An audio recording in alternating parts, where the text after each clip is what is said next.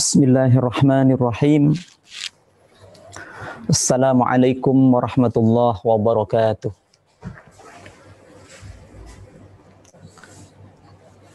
Alhamdulillahi rabbil alamin. Wassalatu wassalamu ala asyrafil anbiya'i wal mursalin sayyidina wa habibina wa qurrati a'yun Muhammadin wa ala alihi wa sahbihi ila yaumil qiyamah, amma ba'du. Hadratul mukarramin, para alim, para ulama, wa akhussu bizikri Al-Mukarram Kiai Haji Muhammad Husni Zuhdi beserta majelis keluarga yang kami hormati, kepada segenap kepengurusan Yayasan Miftahul Ulum dan semua santri dan sivitas akademika Sekolah Tinggi Ilmu Syariah Miftahul Ulum. Sebelum kami atau saya memaparkan tentang Ramadan adalah bulan pendidikan yang bisa merubah hal yang negatif menjadi positif, izinkan kami menyampaikan hal-hal yang perlu dilakukan untuk semua dosen ketika bulan Ramadan menjelang berbuka puasa. Maka agenda ini adalah agenda rutin. Nanti di setiap sore menjelang berbuka puasa, semua sivitas akademika termasuk dosen dan tenaga kependidikan yang ada di Sekolah Tinggi Ilmu Syariah akan menyampaikan hal-hal yang sifatnya akademik. Ini sudah tersusun jadwalnya, sehingga nanti kami mohon kepada semua yang berkaitan, yang ikut serta termasuk mahasiswa, untuk selalu berpartisipasi untuk mengikuti Zoom meeting ini demi mengisi waktu di bulan puasa.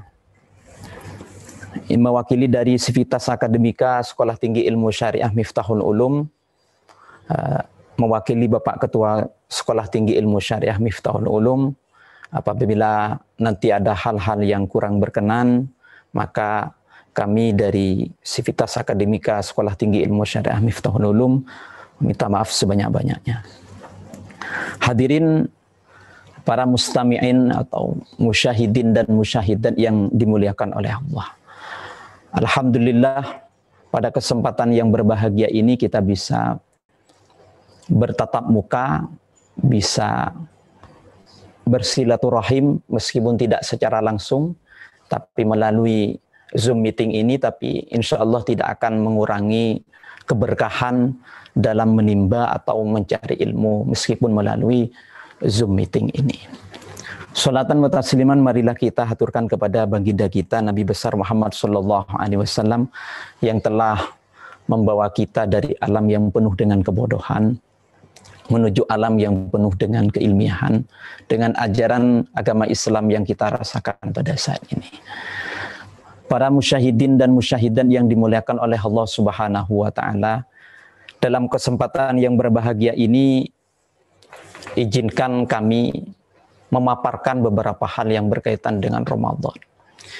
Ramadan sendiri itu diwajibkan oleh Allah Subhanahu wa taala itu setelah Rasulullah Sallallahu Alaihi Wasallam hijrah ke Yasrib atau ke Madinah. 2 tahun setelah beliau hijrah, maka puasa itu diwajibkan, sehingga turun ayat Ya ayyuhalladzina amanu kutiba alaikumus siyamu kama kutiba alal ladzina min qablikum la'allakum tattaqun. Dari teks ini kita bisa melihat bahwa kita bisa menganalisis bahwa ayat ini turun di kota Madinah dengan menggunakan redaksi Ya ayyuhalladzina amanu. Ini indikasi bahwa ayat ini turun di kota Madinah. Ketika ayat itu turun di kota Makkah, maka biasanya ayat ini menggunakan Ya ayyuhannas. Itu biasanya salah satu contoh dalam ilmu atau dalam ulumul Quran ketika kita mau mengetahui ayat ini turun di mana. Sehingga puasa ini dalam sejarahnya sebenarnya tidak hanya diwajibkan pada waktu itu pada umat Rasulullah Shallallahu Alaihi Wasallam. Jadi umat-umat Nabi sebelumnya juga atau agama-agama samawi dalam beberapa literatur itu memang puasa ini sudah diwajibkan. Cuma puasanya sama, artinya menahan lapar dengan menahan dahaga dengan menahan hawa nafsu. Cuma bedanya mungkin di kaifiyahnya nanti ketika melaksanakan puasa. Sehingga di umatnya Rasulullah Shallallahu Alaihi Wasallam puasa ini diwajibkan selama 1 bulan. Walaupun sebelumnya ini ada puasa setiap bulannya itu 3 hari. Jadi setiap bulannya 3 hari setelah dikalkulasi menjadi 30 hari. Cuma sebelum ayat ini turun. Ini sejarah atau sejarah kenapa sholat puasa ini diwajibkan. Terus kemudian dalam ayat ini ada lafaz kama kutiba 'alal ladzina min qablikum la'allakum tattaqun. Jadi ada fokus atau target yang memang ingin dicapai oleh Rasulullah atau oleh syari', bahwa puasa ini bukan hanya sekedar menahan dahaga, menahan lapar, tapi ada setelah berpuasa kita akan mendapatkan yang namanya takwa. Sehingga dalam beberapa ayat yang lain lafaz la'allakum tattaqun ini indikasinya nanti ketika orang itu sudah dikatakan takwa, artinya berhasil melewati ujian-ujian ketika melaksanakan bulan puasa, maka orang itu dalam ayat lain wasari'u ila maufiratin mir rabbikum wa jannatin arduhas samawati Uiddat lil kafir, uiddat lil muttaqin. Alladzina yadhkuruna Allah. Dalam ayat lain disebutkan takwa itu seperti apa? Maka takwa itu adalah fokus utama ketika kita menjelaskan puasa. Ketika kalau haji itu ada haji mardud, kemudian ada haji makbul, begitu juga puasa sebenarnya. Sehingga dalam beberapa hadis itu kam min shaimin, banyak orang yang berpuasa laisa lahu, dia hanya memperoleh dahaga dan lapar, tapi dia tidak memperoleh apa inti dari puasa tersebut. Sehingga Nabi Muhammad SAW menyebutkan, menjelaskan kemuliaan bulan Ramadan dalam beberapa kitab disebutkan dalam Syekh Nasir Ibnu Muhammad As-Samarqandi ini, Ramadan syahrullah wa fadluhu ala sa'iri syuhur kafatillahi ala khalqihi. Jadi Ramadan itu adalah syahrullah, adalah bulannya Allah. Sehingga dalam beberapa redaksi hadis disebutkan bahwa as-saumu li wa ana ajzi bih. Puasa itu adalah milikku dan saya yang akan membalasnya. Hingga kalau dalam ibadah-ibadah yang lainnya, kadar pahala itu biasanya dijelaskan. Tapi puasa itu sendiri, itu tidak dijelaskan oleh Allah. Karena itu syahrullah, Allah sendiri yang akan membalasnya ketika itu orang berpuasa. Kecuali ibadah-ibadah yang dilakukan di bulan puasa, maka itu ada kadarnya sampai 70 sampai 1000 pahalanya. Seperti itu ketika kita membaca Al-Quran, kita sholat tarawih, ketika kita sholat witir atau yang lainnya, tadarus atau yang lain, itu pahalanya disebutkan. Tapi untuk khusus untuk puasanya ini tidak disebutkan karena ini urusan hamba dengan Allah Subhanahu wa taala. Hingga dalam beberapa dilanjutkan dalam hadis ini, dalam satu kesempatan ketika Ramadan tiba, beliau menyampaikan kepada para sahabat, waqad dana syahru Ramadan law ya'lamul 'ibad ma fi Ramadan la tamannat ummati ayyakuna sanatan. Dalam redaksi lain, law ta'lamu ummati ma fi Ramadan la tamannau kulla syahr Ramadan. Itu dalam redaksi hadis yang lain, seandainya umat saya itu tahu atau hamba dalam beberapa hadis itu tahu apa inti dari bulan Ramadan itu, maka umat saya ini akan berharap semua tahun atau semua bulan dalam waktu 1 tahun ini berharap untuk dijadikan bulan Ramadan. Ini merupakan sebuah indikasi bahwa bulan Ramadan itu adalah sayyidus syuhur, Bahkan ada yang mengatakan salah satu bulan malam yang ada di bulan Ramadan itu adalah Lailatul Qadar itu, bahkan ada yang mengatakan itu lebih mulia daripada Lailatul Jum'ah. Para musyahidin dan musyahidat yang dimuliakan oleh Allah Subhanahu wa taala. Dalam puasa itu sebenarnya Ramadan itu tidak hanya masalah kemuliaan, tapi ada juga ancaman yang ditujukan bagi segelintir orang. Dikisahkan ketika Nabi menaiki mimbar pada tangga pertama, beliau berucap amin sampai beliau itu mengucapkan amin sebanyak 3 kali. Pada tangga kedua dan ketiga beliau juga berucap amin. Para sahabat akhirnya bertanya, wahai Rasulullah, kami mendengar engkau mengucapkan amin 3 kali. Nabi menjelaskan dengan beberapa hadis itunya. Pada tangga pertama tadi Jibril mendatangiku dan mengatakan, syakiyun abdun adraka Ramadan fansalahu minhu wa lam yufar lahu.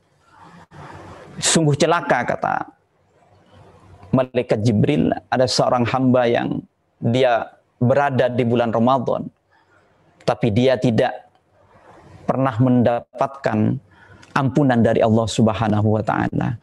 Jadi Ramadan itu hanya dilewati seperti hanya minum air saja, sehingga orang ini sama malaikat Jibril doakan adalah syakiyun, adalah orang yang celaka, hingga Rasulullah menjawab dengan amin. Maka al-musyahidin al-musyahidat, marilah kita gunakan bulan puasa ini semanfaat mungkin, karena bulan puasa ini adalah bulan yang mungkin tahun depan kita tidak akan bisa puasa lagi, karena suasana di bulan Ramadan dengan suasana di bulan yang lain ini sangat beda sekali. Ketika kita melihat sebelum bulan Ramadan 3 hari, kalau saya pribadi merasakan itu sudah ada aroma-aroma bulan ini memang sayyidus suhur, sehingga kami harap kepada semua mahasiswa untuk menggunakan waktu Ramadan ini dengan beribadah, dengan tadarus, dengan tarawih, dengan tahajud, dengan yang lainnya. Kemudian pada tangga yang kedua, malaikat Jibril ini berdoa, syakiyun abdun adraka walidayhi au ahadahuma falam yudkhilahul jannah. Sungguh celaka seorang hamba yang dia masih bersama orang tuanya, artinya orang tuanya masih ada, atau salah satu dari kedua orang tua kita, tapi dia tidak berusaha untuk bersama-sama untuk memasukkan dia pada surganya Allah Subhanahu wa taala. Artinya melihat doa malaikat Jibril ini, marilah kita bersama-sama di bulan Ramadan ini memuliakan orang tua sebagai momen utama dan paling utama, saya kira, karena orang tua ini adalah ada yang mengatakan adalah malaikat yang nampak itu adalah orang tua kita, sehingga mumpung orang tua kita masih ada, mari kita bersama-sama biar tidak masuk pada doanya malaikat Jibril atau menyia-nyiakan orang tua kita, sehingga Rasulullah mengaminkan pada waktu itu di khutbah di tangga yang kedua, biar tidak masuk pada dauh ini, pada sabda Nabi Muhammad SAW, mari kita orang tua kita, mari kita menghormati, menjaga, jangan sampai menyakiti. Dalam Al-Quran itu wala taqul lahuma uff. Ini bahasa uff itu ada sebenarnya bahasa protes sebenarnya. Ketika kita tidak menyetujui pendapat orang tua, marilah kita simpan dalam hati kita sembari mengucapkan istighfar kepada Allah Subhanahu wa taala. Karena bagaimanapun orang tua kita itu adalah bahasanya itu adalah malaikat yang artinya ridallah fi ridal walidain wa suhtullah fi suhtil walidain. Ketika kita sudah tidak diridhoi oleh kedua orang tua kita, maka tentunya Allah tidak akan meridhoi kita semuanya. Lalu pada tangga yang ketiga di bulan puasa ini, Rasulullah mengamini di tangga yang ketiga adalah syakiyun abdun zukirta indahu wa lam yusalli alaik. Adalah seorang hamba yang ketika disebut nama Nabi dia tidak mengucapkan Allahumma sholli ala Sayyidina Muhammad wa ala ali Sayyidina Muhammad. Ini sangat celaka orang yang seperti itu. Hadirin al-musyahidin al-musyahidat, pada kesempatan yang berbahagia ini sesuai dengan tema pada sore hari ini kami mengangkat tema nilai-nilai pendidikan yang terdapat dalam ibadah puasa Ramadan ini. Yang pertama yaitu adalah nilai dalam puasa ini mendidik kita, sifat sosial kita itu sangat tinggi. Hikmah yang kedua, yang pertama ini adalah di balik kebajikan bulan puasa ini dititik dari perspektif spiritual edukatif adalah semangat menumbuhkan kepedulian sosial atau kesalehan dalam aspek sosial. Kesolehan sosial tersebut merupakan refleksi dari kesalehan individual.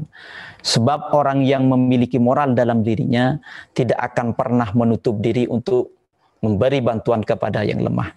Syekh Wahbah Zuhaili dalam menafsirkan ayat 183 sampai 185 dari surah Al-Baqarah ini adalah al-musawa bainal awniya wal fuqara wa hada min fawaidis siyam al-ijtimaiyah. Jadi bulan puasa adalah mendidik kita untuk memiliki sifat sosial yang sangat tinggi. Ketika berpuasa kita tentunya akan merasakan yang namanya lapar, yang namanya dahaga. Terus kemudian ketika kita mau berpikir lebih panjang, ketika orang miskin atau orang yang fakir merasakan hal yang seperti itu, maka kita akan juga merasakan. Sehingga tumbuh dalam dirinya adalah sifat dermawan, berbagi, menjelang berbuka puasa, menjelang Idul Fitri nanti, marilah kita bersama-sama, walaupun itu sedikit yang diberikan, tapi manfaatnya sangat besar bagi orang-orang yang membutuhkannya. Ini adalah salah satu contoh indikasi, salah satu contoh bahwa Ramadan ini adalah mendidik kita untuk memiliki sifat yang sosial yang sangat tinggi. Kemudian yang kedua, mendidik manusia untuk berdisiplin. Artinya dalam beberapa literatur ketika puasa itu diwajibkan, maka secara otomatis semua kegiatan-kegiatan yang ada di bulan Ramadan ini akan terkondisikan dengan sebaik mungkin. Contoh saja sholat maghrib atau sholat isya itu bisa dipastikan di masyarakat yang lingkungan muslim itu bisa dipastikan sholat tarawih, sholat isya, sholat maghrib, dan tarawihnya itu bisa dipastikan semua masyarakat akan disiplin. Sehingga tumbuh dalam diri seseorang yang berpuasa ini tumbuh sifat disiplin. Dan ini tentunya tidak hanya nanti apa puasa itu diterima atau tidak, maka efeknya nanti setelah bulan puasa. Sehingga ketika orang itu disiplin di bulan puasa, sholat berjemaahnya, maka tentunya kalau puasanya itu diterima secara hakikat, diterimanya puasanya itu, maka setelah bulan puasa orang tersebut akan bertambah aktif, bertambah disiplin untuk melakukan sholat berjamaah. Dan pekerjaan-pekerjaan yang tentunya menilai substansi secara positif di dalamnya. Kemudian yang ketiga, mendidik manusia untuk bersifat jujur. Seperti yang saya sampaikan di awal tadi. Jadi ada sebuah hadis qala Rasulullah sallallahu alaihi wasallam, kullu amali bani Adam lahu illa siyam fa innahu li wa ana ajzi bih. Setiap pekerjaan manusia kecuali puasa. Artinya pekerjaan manusia itu bisa diurusi sendiri, artinya ada urusan dengan orang lain, dengan syariat yang ada, dengan Rasulullah atau dengan masyarakat setempat, tapi kecuali puasa. Puasa tersebut adalah urusan hamba dengan Allah. Sehingga saya sebutkan di awal tadi, tidak ada penjelasan dalam beberapa literatur, dalam kitab-kitab yang menjelaskan malah puasa, ibadah puasa itu pahalanya berapa. Sehingga ini mendidik manusia untuk bersifat jujur, karena urusan puasa ini adalah urusan kita dengan Allah. Beda dengan ibadah yang lainnya. Sholat itu nampak. Ketika kita sholat, maka itu nampak kepada orang yang.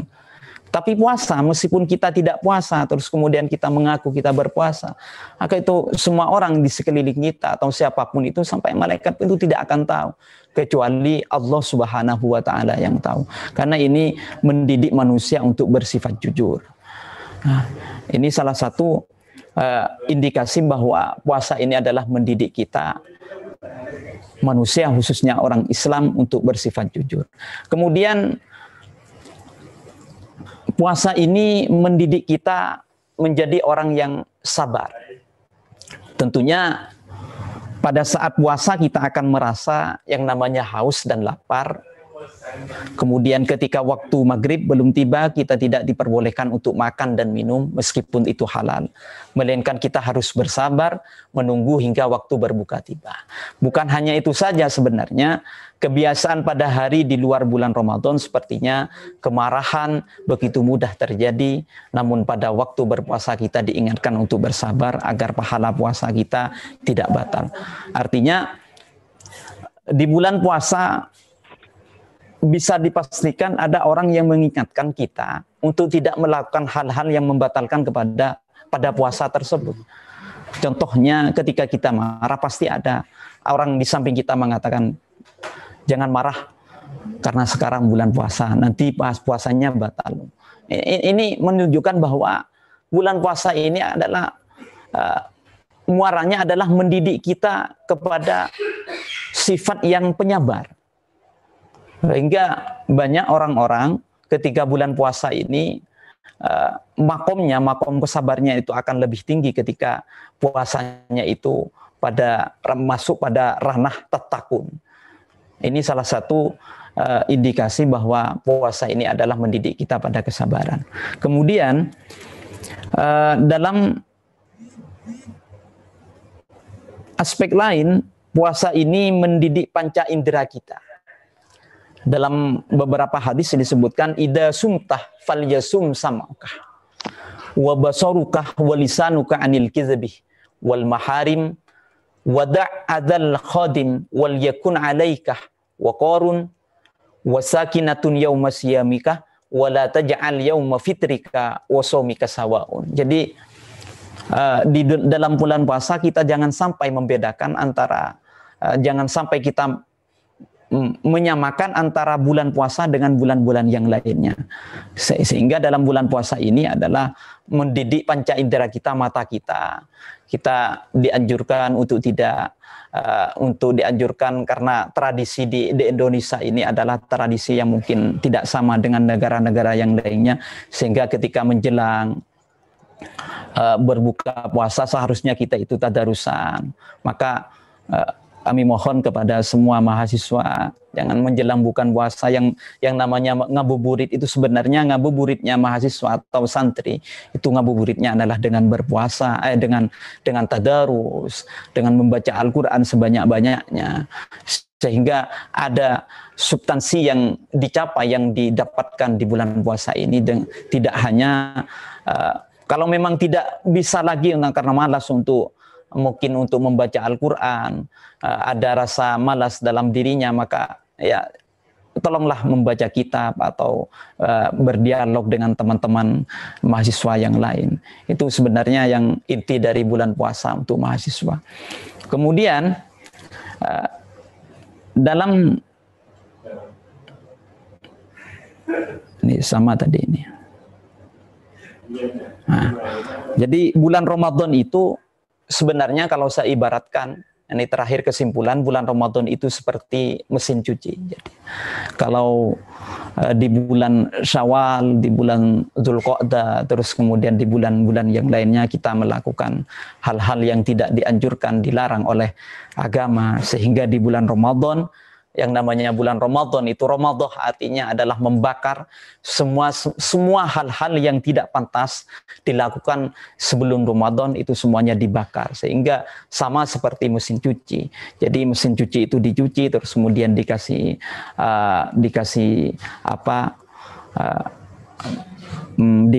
sabun untuk mencucinya, hingga keluar baju tersebut menjadi baju yang sangat bersih. Sama ketika kita berpuasa, dalam 11 bulan kita mungkin melakukan hal-hal yang tidak yang tidak dibenarkan oleh agama, sehingga di bulan puasa marilah kita semuanya bakar hal-hal yang tidak baik dengan berpuasa. Tentunya puasa itu tidak hanya menahan lapar dan dahaga, tapi harus juga menahan emosi dan hal yang lain, menahan mata kita untuk tidak melihat sesuatu yang dilarang oleh Allah, menahan mulut kita untuk tidak membicarakan hal-hal yang dilarang oleh Allah, terus menahan telinga kita untuk tidak mendengarkan hal-hal yang dilarang oleh Allah Subhanahu wa Ta'ala.